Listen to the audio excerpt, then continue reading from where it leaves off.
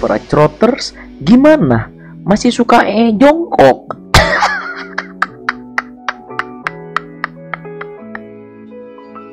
Kayak saya dong, jongkok di kloset duduk. Setelah membahas film Project E yang kedua, saya kembali lagi untuk membahas film Project E yang pertama. Memang tidak urut, tapi biarin aja.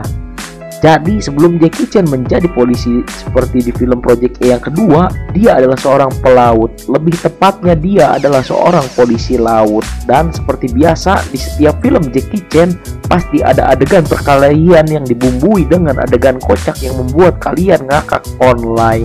Namun sebelum saya bilang langsung saja ke filmnya, saya tidak akan pernah capek dan bosan untuk menghimbau para penonton YouTube saya untuk jangan lupa like, comment, share, dan subscribe untuk kelangsungan hidup saya pribadi. Dan tanpa banyak basa-basi, langsung saja ke filmnya. Film diawali dengan perdebatan antara Kapten Chi dari kepolisian darat dan Kapten Ma dari polisi laut. Kapten Ma mengusulkan tentang penggerebekan para bajak laut yang telah meresahkan. Namun Kapten Chi yang memang punya sentimen terhadap polisi laut tidak menyetujuinya. Dia menganggap polisi laut selalu saja gagal dalam menjalankan misi. Scene pun berganti pada sebuah bar yang nyatanya sentimen itu turun ke anak buahnya. Dengan dibuktikan para polisi darat yang mengejek-ngejek para polisi laut yang ada di sana.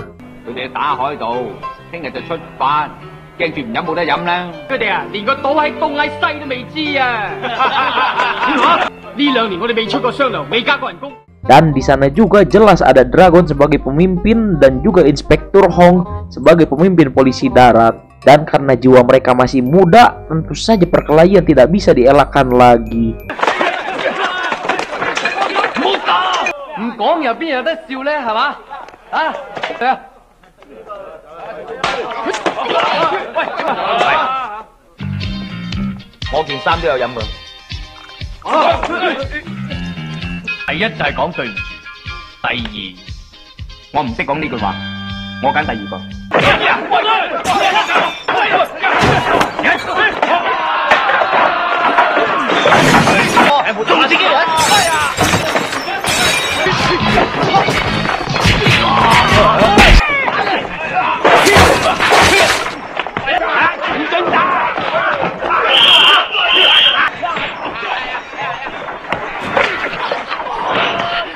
Akhirnya perkelahian itu bisa diredam karena ada Kapten Chi yang datang. Singkat cerita, setelah perkelahian itu, para polisi laut sedang bersiap untuk menjalankan misi menangkap para bajak laut. Namun tiba-tiba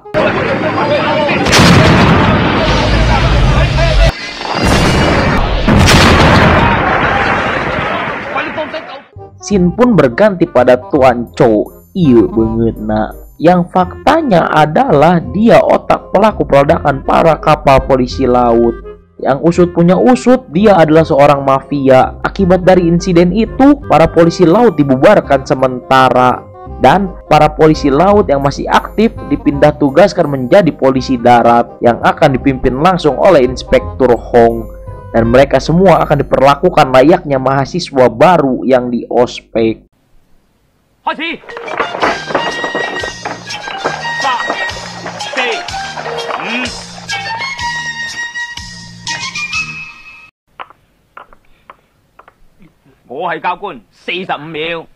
Singkat cerita, Hong dan Dragon beserta anak buahnya datang ke sebuah bar. Yang nyatanya adalah di bar tersebut ada Chiang. Iya banget nak. Dan dia adalah buronan polisi selama bertahun-tahun.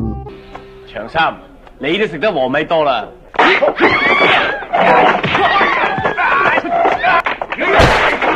我哋係嚟辦案，唔係打交㗎。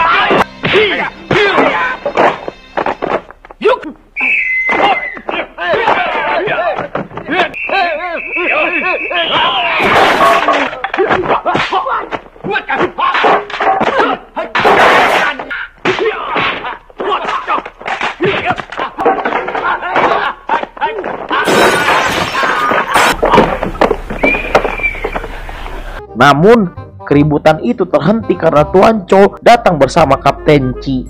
Yang nyatanya lagi, Inspektur Hong tidak memiliki surat tugas untuk penangkapan. Dan Di sini Kapten Chi malah menyuruh Dragon minta maaf kepada Tuan Chow, yang tentu saja ditolak oleh Dragon dan lebih memilih keluar dari kepolisian dan membuktikan di sini ada Chiang.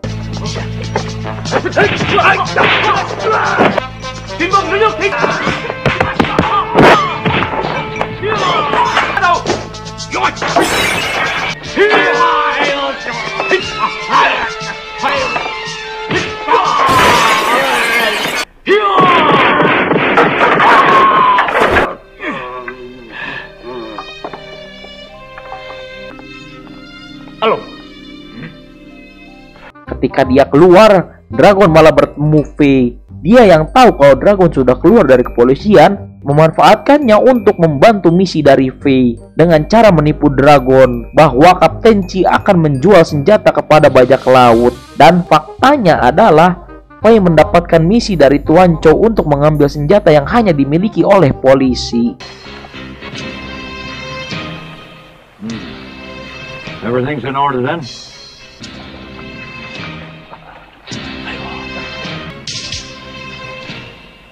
Thank you.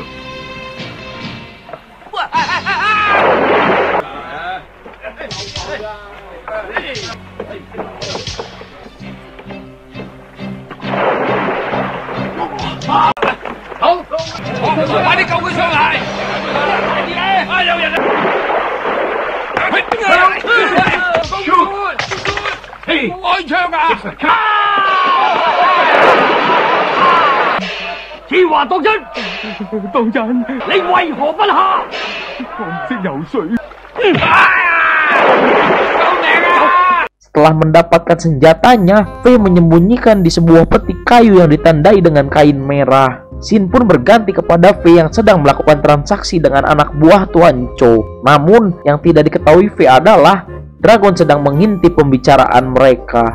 Karena merasa tertipu, akhirnya Dragon menandakan setiap kayu dengan kain merah, yang berakibat Fei dikejar-kejar oleh anak buah Tuan Chow. Di sisi lain, Dragon sedang menanyakan perihal senjata pada putri Kapten Chi.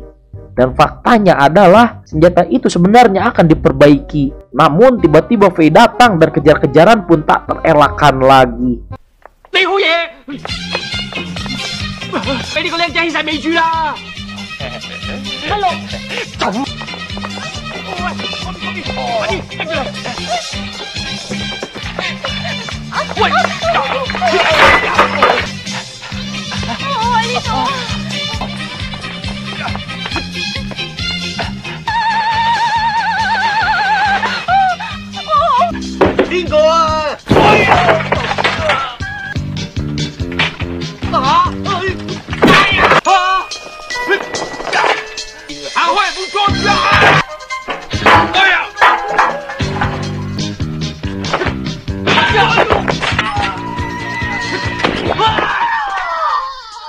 Setelah kepepet, mereka semua terselamatkan oleh skenario dari sutradara dengan kedatangan Kapten Chi. Kapten Chi yang sudah tahu mereka lah yang mengambil senjata, akhirnya memborgol Dragon di tiang bendera. Sementara Fei dikejar-kejar oleh polisi.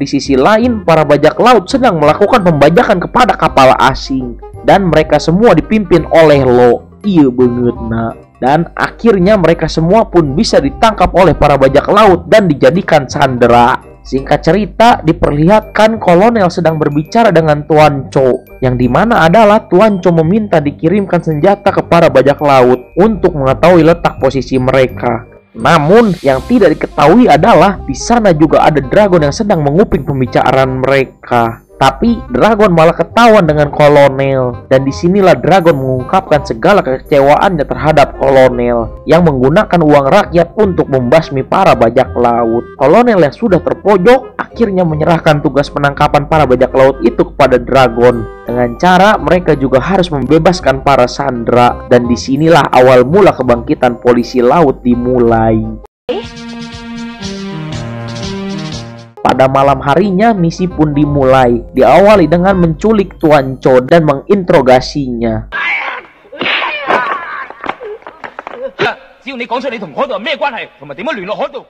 Setelah mendapatkan informasi yang cukup, akhirnya Dragon menyamar menjadi Tuan Cho dan dia sangat terkejut dengan keberadaan Fei di sana.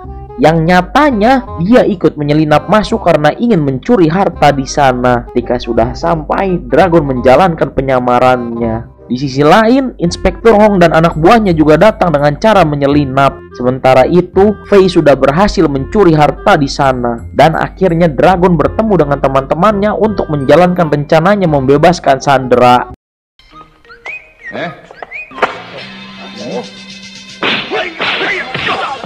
Setelah berhasil membebaskan Sandra, Dragon mengalihkan perhatian Lo yang sedang mengadakan pesta. Di sisi lain, Fei yang sudah tahu kedatangan anak buah Lo yang bisa membongkar identitas Dragon akhirnya mengurungkan niatnya untuk kabur dan memilih memberitahu kepada Inspektur Hong untuk menyelamatkan Dragon. Sementara itu, anak buah Lo yang sudah sampai di markas berusaha membuka kedok dari Dragon.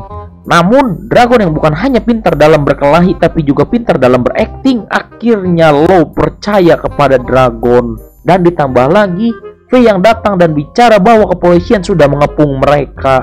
Namun ketika Lo lengah, Dragon menyerang Lo dan membuka identitas aslinya.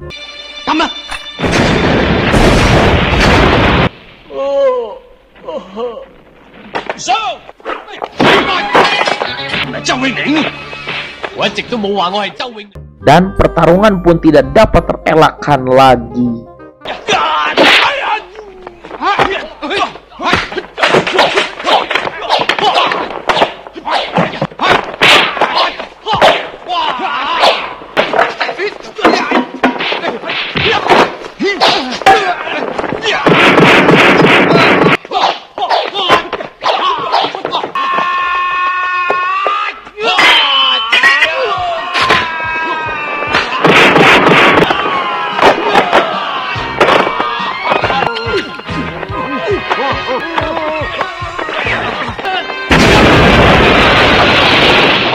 Di akhir cerita terlihat Dragon dan yang lainnya sedang menaiki sampan karena memang semua kapal sudah hancur, termasuk kapal yang berisi harta karun yang dicuri oleh Fei. Dan film pun tamat. Hikmah yang bisa kita ambil dari film ini adalah jika kalian tidak sekuat Luffy, Zoro, bahkan Usopp, maka jangan jadi bajak laut kalau tidak ingin mati diledakkan granat oleh polisi laut. Uduk.